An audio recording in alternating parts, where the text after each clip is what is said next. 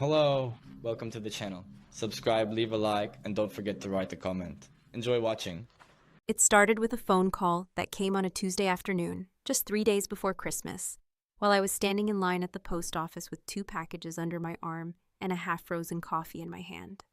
My phone buzzed with Mom's name lighting up the screen, and even before I answered, I felt that little gut-tightening jolt I always got when she called unexpectedly, like I was already in trouble for something I hadn't done yet. I let it ring once, twice, then slid my thumb across and held the phone to my ear. She didn't even say hello. No, how are you, Leah? Or are you busy? Just straight to it, like ripping a bandage off skin she assumed would never bruise. She said, Leah, we've been talking, your father, Nicole, and I, and we think it might be best if you don't come to Christmas this year. I stood there in silence, half shocked, half not. It wasn't what she said that hit me hardest. It was the tone, that smooth, condescending, we love you but kind of tone, like she was canceling an invitation to a barbecue, not telling her oldest daughter she wasn't welcome in her own family's home. Still, I didn't react, not right away. I let her keep talking, nodding silently as she filled the space with justifications that felt more insulting than the decision itself. It's just, your energy lately has been really heavy, Leah, she said, like I was a walking thundercloud with legs and no social filter. You've been very negative, and we don't want that kind of vibe this year, especially for the grandkids. Now, let me be clear. I wasn't shouting at people or slamming doors or lecturing children on the capitalist hypocrisy of Santa Claus. I had simply been honest the past few times we spoke. Tired, overworked, sick of carrying emotional and financial weight for people who never once asked if I was okay.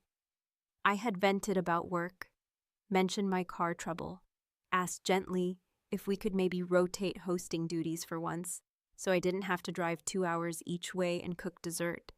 Apparently, that made me the Grinch with PMS. I still didn't argue. That's the part that I think surprised her most. I didn't fight, cry, or even ask why. I just said, okay, thanks for letting me know, and ended the call right there in the post office line. I didn't even remember mailing the packages after that. Just walked out into the cold with my coffee turning to slush and my mind cycling through 2 decades of biting my tongue for these people.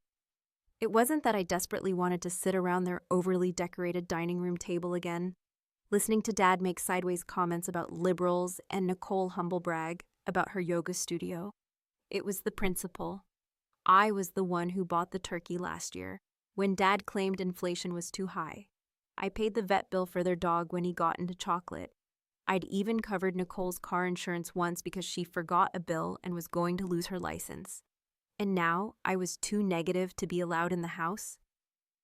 Walking back to my car, a silver Ford Edge parked between 2 oversized trucks in the grocery store lot.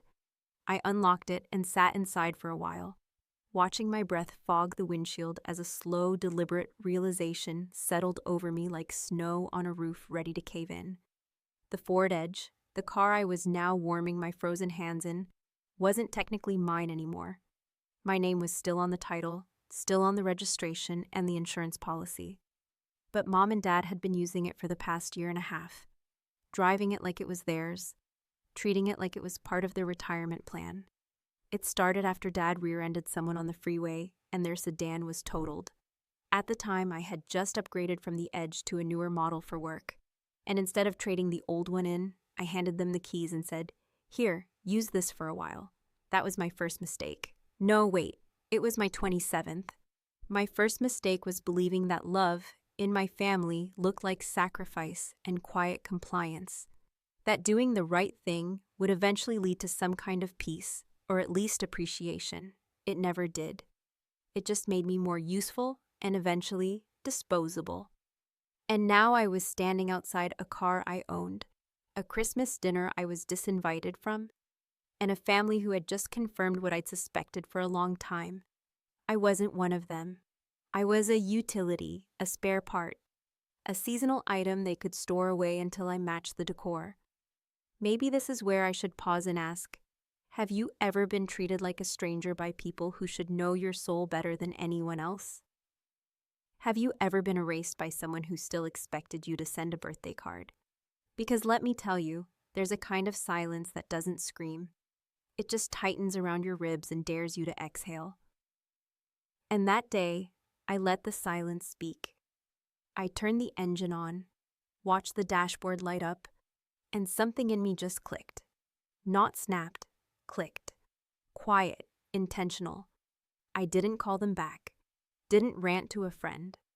I drove home in that same Ford Edge, parked it outside my apartment, and opened my laptop. The title was clean, the mileage was reasonable, and I still had the spare key. I stared at the online listing form for a long minute, sipping my now iced coffee and thinking about all the times I'd told myself to be the bigger person, but sometimes the bigger person just walks away and takes the damn car with her. I listed it that night. No second thoughts, no guilt, just the beginning of something I never thought I'd do, something that, once done, could not be undone. And the next morning, someone called, cash offer, full price, said they could pick it up by tomorrow. I smiled, and I said yes. The thing about doing something bold, especially when you've spent your entire life being the reliable one, the fixer, the quiet backbone that everyone leans on without ever once asking if your spine might be breaking, is that when you finally make a move that benefits only you, people assume you've lost your mind. But the truth was I'd never felt clearer.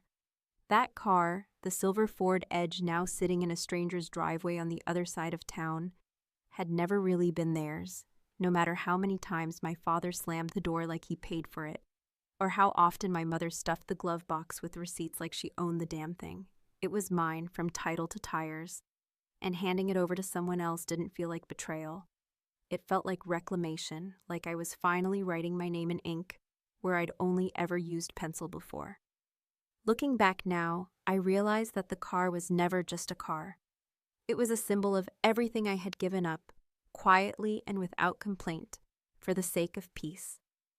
I bought that Edge 6 years ago when I had finally landed a decent job with decent pay, after years of scraping by in temp gigs and contract work. It wasn't flashy, but it was safe and solid. And in the winter, it started without a fuss, even when the roads turned to glass. I loved that car in the way you love the first thing you buy that doesn't make you feel like a failure. It was mine, fully and completely, until the day my dad wrapped their last car around a guardrail and called me like I was a roadside service hotline he forgot he didn't pay for. He didn't ask. That's the thing, he never asked. He just said, "Leah, we need something reliable for a while. You know your mother can't ride in those loaner compacts, and I can't keep borrowing from the neighbor." And in that moment, like so many others, I heard the silent expectation behind the words. The weight of decades pressing down on me.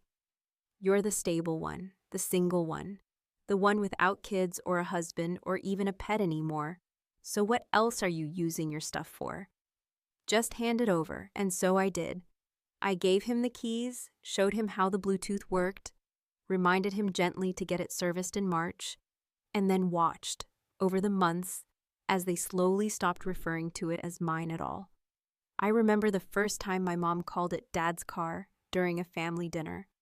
Nicole had brought her kids, and they were running around like sugared-up raccoons, while Mom sat on the couch flipping through holiday flyers.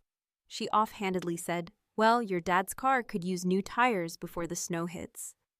And I just stood there, holding a tray of cookies I had baked for children who never remembered my name, listening to her rewrite reality with 4 simple words. It was like a tiny erasure, quiet but permanent. And I didn't correct her. I didn't say, "Actually, it's mine." I just swallowed the truth like a bitter pill, smiled, and offered everyone more sugar. That was 2 winters ago. Since then, I paid for the registration twice, covered the insurance, replaced a cracked headlight, and never got reimbursed. I even used a vacation day to wait with them at the mechanic because my dad had a bad back and couldn't sit for long periods. And still, when I got the call telling me not to come to Christmas because I was too negative, too heavy, too much, I realized they'd never once seen me as generous, only useful. I was an asset they didn't have to earn, a human utility, and God help me, I had let it happen. Selling the car wasn't revenge. It wasn't even about money. It was clarity. It was me saying for once in my life that I wasn't going to hold the damn family together while they actively pushed me out of it. I didn't even feel bad when the buyer pulled into my complex the next evening. A young woman around 30 who shook my hand and said she needed something reliable to drive her mother to dialysis twice a week. She handed me the cash in a crisp white envelope, and as I signed the transfer of ownership, I felt a weight leave my chest that I didn't know I'd been carrying since I was 16. After she drove off, I stood on the curb a moment longer, watching the taillights disappear down the street, and I swear the air felt warmer, like I had stepped out of someone else's winter and into my own climate for the first time in years. I walked back up to my apartment, sat at the kitchen table with a glass of wine, and waited.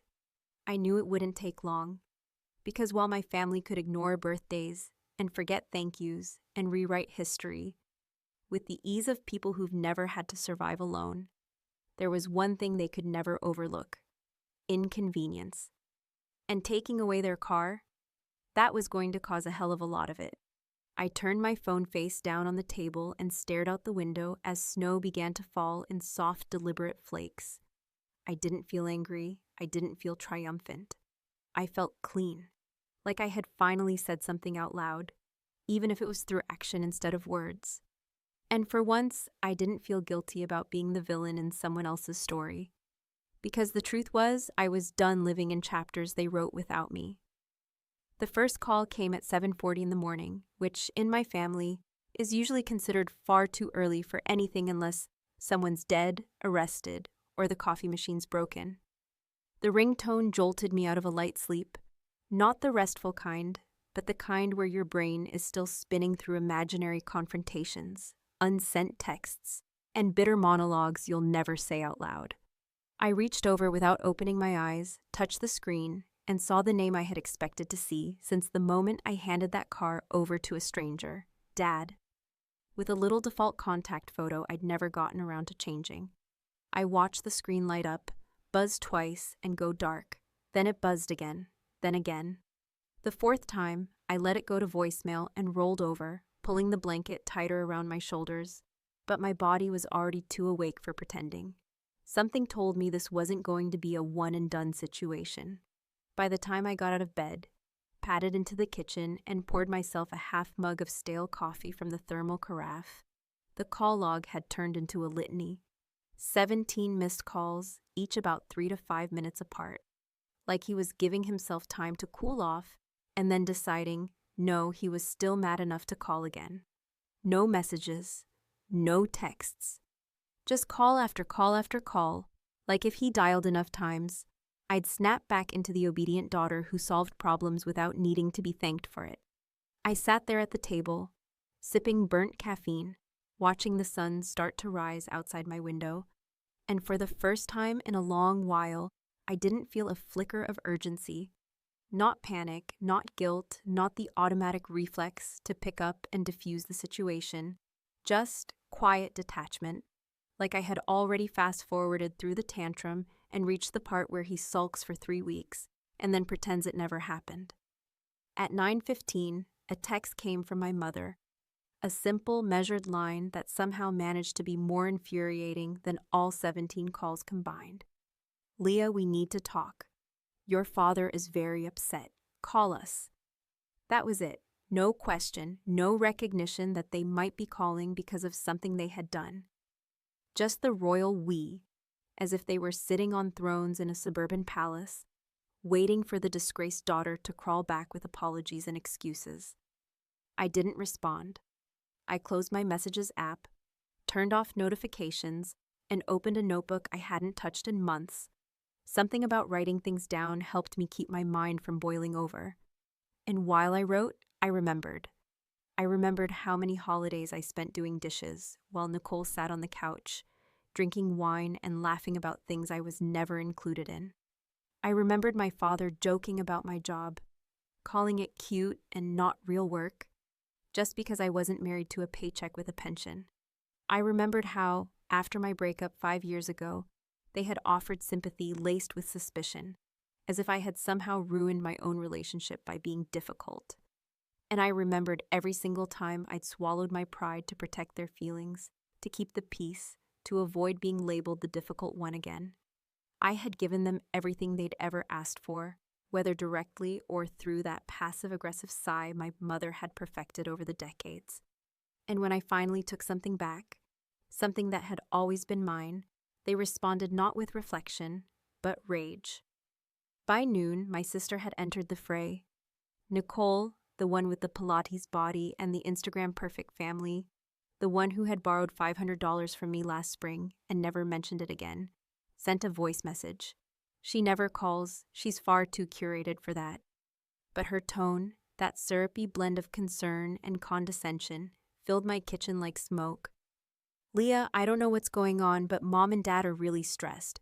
Dad couldn't go to his appointment this morning, and now Mom's saying you sold the car?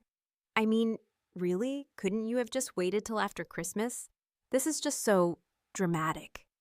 Dramatic, the word echoed like a slap, as if the countless times they had humiliated me, excluded me, dismissed me, those weren't dramatic. But me removing my own property from the situation, suddenly I was writing Shakespeare in the snow. I didn't respond to her either.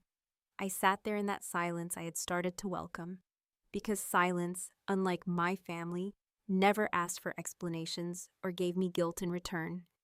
And I waited, because I knew something else was coming. They wouldn't stop at calls and texts. Not them. Not the couple who once showed up at my apartment unannounced after I skipped a 4th of July barbecue, claiming they just happened to be in the neighborhood, even though they lived 2 hours away. There was going to be a next step. I could feel it building. And I wasn't afraid of it, because something inside me had changed. Something subtle but irreversible. I no longer felt the urge to explain myself. I didn't want to fix it. I didn't want to be understood. I wanted them to feel, for once, the kind of bewildered, helpless confusion I had been feeling for decades. The kind that comes when someone who has always said yes finally says no, and you're too entitled to understand why. So I let the phone buzz in the other room. I turned up the volume on my own thoughts instead, and I made myself dinner. Nothing fancy, just something warm and mine. And I sat at my kitchen table like a woman who knew exactly what she was doing, because I did, and I knew they would never see it that way. But that was the price of silence, and I was finally ready to pay it. There's a moment that comes after the storm. Not the part where the rain lets up or the winds die down, but the strange humming stillness that follows, when everything around you seems eerily quiet, as if the world itself is holding its breath, waiting to see what kind of damage has really been done. That moment came late in the evening on December 23rd, after the calls had stopped, after the texts had gone silent, and after I had made it very clear, through my deliberate and absolute lack of response, that I was not going to play the role they had cast me in one more time. I wasn't going to justify myself, soothe their egos, or pretend their outrage had any moral weight behind it. I had said nothing, but in that silence, I had said everything they didn't want to hear. And then, like clockwork, the next phase of their process began. It started with an email, cold, emotionless, and constructed with the kind of passive-aggressive precision only my mother could manage. The subject line read simply, "Concerned," as though I were the one spiraling into dysfunction.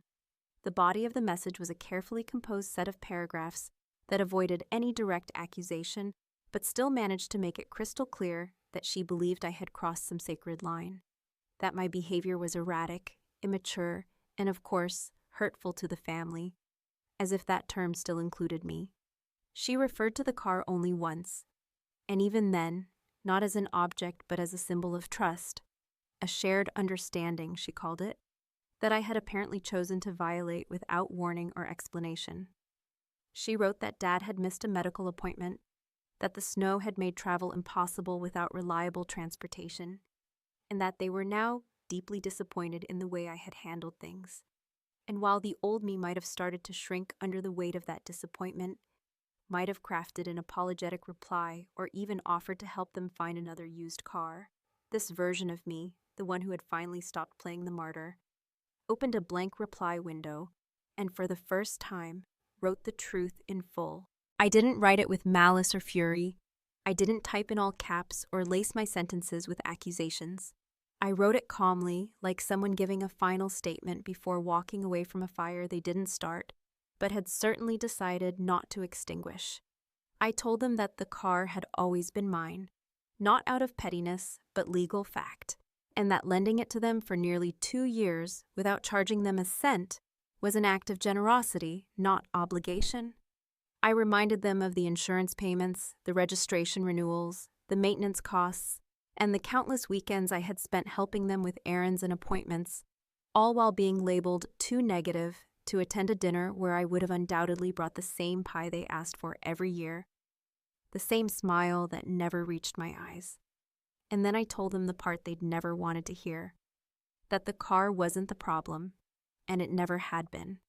That what hurt wasn't just the disinvitation from Christmas, but the cumulative reality of years, no decades, of being treated like a utility, a backup plan, a quiet workhorse whose silence was mistaken for satisfaction. I told them I was tired. Tired of playing the villain every time I said no. Tired of being erased in conversations and then expected to donate parts of my life without acknowledgement. I told them plainly and without drama that I was done being useful if I couldn't also be loved. And I ended it with the only sentence that really mattered. This is the last thing I'll ever give you. I hit send and didn't reread it. I didn't wait for the confirmation ping. I just closed my laptop, sat back in my chair, and let the weight fall off my chest like a coat I'd been wearing through summer heat. I thought that might be the end of it. Not because I believed they would understand, but because I knew deep down they were far more likely to rewrite the story than admit their part in it. And in some twisted way, I was okay with that. But the universe, as always, had one more curveball. 3 hours later, my phone buzzed again. Not with a call or a text, but a notification from Facebook, of all places. I hadn't used the platform in months, hadn't posted since spring, but there it was. Frank updated his status. My stomach turned before I even opened it. Somehow I already knew. And I was right. The post was long, clearly written by my father, though probably with my mother standing over his shoulder, guiding his hands like a ghost puppeteer. It began with a quote about family, something vague and manipulative, and then launched into a heartbreaking monologue about how some people forget their roots, how entitlement can poison even the most loving relationships, and how he never thought he'd see the day when his own daughter would choose vengeance over kindness. He never mentioned my name, but everyone knew who he meant. And the comments poured in, dozens of sympathizers, church friends, former neighbors. Even one of Nicole's college friends chimed in, calling me ungrateful and cold. A few people DM'd me directly, trying to offer support in veiled terms, asking if everything was okay, pretending they didn't already have a version of the story in their heads. And I, for the first time in my life, did not respond. I let them talk, let them guess, let them construct a narrative in which I had transformed, overnight, from the steady, dependable daughter into a stranger with ice for blood and greed in her heart. Let them mourn a version of me they had never really known, because the truth was, they had lost me long before the car was gone. They just hadn't noticed. And now that they had, now that they realized I wasn't coming back with casseroles and spare cash, they were mourning not the relationship, but the loss of control. And that finally was something I could live with. There is a strange kind of freedom that comes with finality, not the loud cinematic kind that explodes with declarations or burned bridges, but the quieter, lonelier kind that seeps into your bones when you finally accept, without fanfare, that a door you spent your whole life knocking on will never open the way you needed it to. That freedom isn't joyful or triumphant. It's sobering, almost surgical in the way it cuts through illusions, leaving behind something raw and undeniably real. That's what the morning of December 24th felt like. Not festive, not sad, just bare. Like standing in an empty room you used to live in, where even the echoes have given up pretending you still belong. I woke up late that day, for the first time in years, without an alarm set for turkey basting or pie preparation, without a mental checklist of gifts to wrap, kids to entertain, errands to run, or tensions to navigate.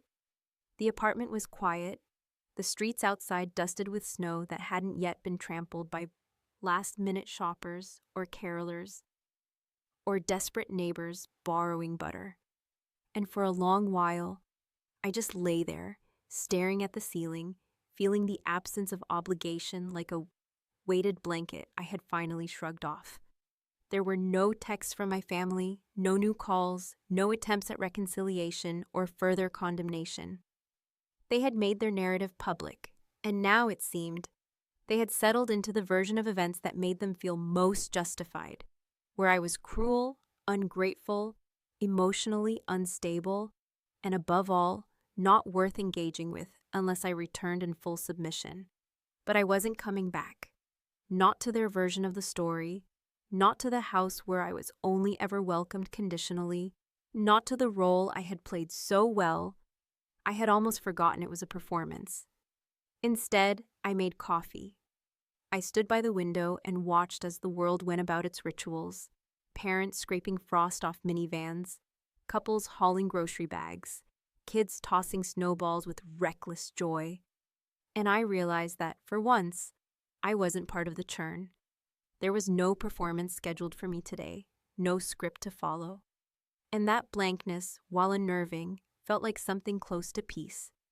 I had no plans for Christmas Day, no itinerary, no carefully coordinated timeline to navigate. But sometime around noon, after spending the morning writing in a journal that had seen more use in the past week than in the past 5 years, I found myself booking a flight. It wasn't spontaneous in the romantic sense. It was deliberate, quiet, and entirely for me. I chose Colorado, not for any sentimental reason, but because I had once seen a photo of a cabin near Breckenridge, nestled in the woods with a fireplace and a window that overlooked the mountains, and something about that image had stayed with me. I didn't want beaches or crowds or distraction. I wanted stillness, distance, and the kind of cold that reminded me I was alive. The flight was booked for Christmas night. I packed lightly, just the essentials. I didn't tell anyone, not friends, not colleagues, certainly not my family. I locked up my apartment, left a note for the neighbor who occasionally watered my plants, and headed to the airport with a calm I hadn't felt in years. The flight was quiet. The terminal buzzed with other people's reunions and departures, but I sat alone, tucked into a corner with a scarf and a paperback I barely opened. And as the plane lifted off, I looked down at the city lights, those same streets I had driven 100 times to deliver food, gifts, support, and I didn't feel regret. I felt release. Colorado was exactly what I needed it to be. The cabin, a modest rental with just enough charm to feel human, but not enough to feel like a fantasy, greeted me with silence and snow. I spent the next several days without a schedule, without anyone else's needs dictating my time, and I began to remember who I was before I became their safety net, their scapegoat, their conveniently expendable daughter. I hiked through frozen trails, drank strong coffee while wrapped in too many layers, watched the sun dip behind peaks that made everything else seem small. And for the first time in memory, I celebrated something, if not Christmas, then maybe reclamation. When I returned on New Year's Eve, the world had moved on, as it always does, indifferent to the battles waged behind closed doors. My apartment was still there, my inbox full of work junk, my voicemail unchanged. But something inside me had shifted so completely that I knew, even before I checked my phone, that I wasn't going to reach out. There would be no bridge rebuilt, no carefully worded apology, no family summit over wine and denial. And yet curiosity still pulled at me. I didn't want contact, but I wanted to know what kind of silence they were choosing now. So on New Year's Day, just after noon, I drove past their house, not to stop, not to confront, but to witness. The neighborhood looked the same trimmed hedges and holiday lights, but the driveway was empty, not just of the car. They'd known that was gone, but entirely void of life. No tire tracks, no snow disturbed, just two trash cans shoved against the garage door, half buried in a drift, as if no one had wheeled them to the curb in weeks. I drove by slowly, twice, then again from the other side. No lights on, no sound, no signs of the overly enthusiastic decorations Dad used to half-heartedly put up under Mom's nagging. It was like the house itself had exhaled and gone dormant. I didn't stop, I didn't ask questions, I didn't call anyone to check. Whether they had gone away for the holidays, sold the house, or simply chosen to ghost me in the most literal way possible, I didn't need to know. That was their choice, and mine was not to follow. As I pulled back onto the main road, I felt no anger, no sorrows, only the slow, steady realization that this goodbye, unspoken, unfinished, and absolutely necessary, was the one I'd been inching toward my whole life. They were gone, or maybe I was. Either way, the silence between us had finally found its echo, and I didn't look back.